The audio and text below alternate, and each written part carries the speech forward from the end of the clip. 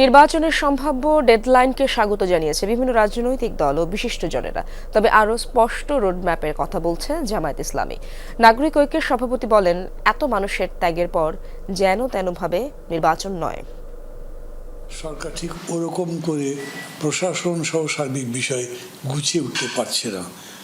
তো বিলম্ব করা আবার ভালো নয়, যেহেতু অনির্বাচিত সরকার। সেই হিসেবে আমরা বলছি যে প্রয়োজনীয় সংস্কার করতে হবে। রোডম্যাপ হলে একটা সুনির্দিষ্ট বক্তব্য থাকবে, লক্ষ্যমাত্রা থাকবে, টার্গেট থাকবে, সেই টার্গেটে সরকার কাজ করবে।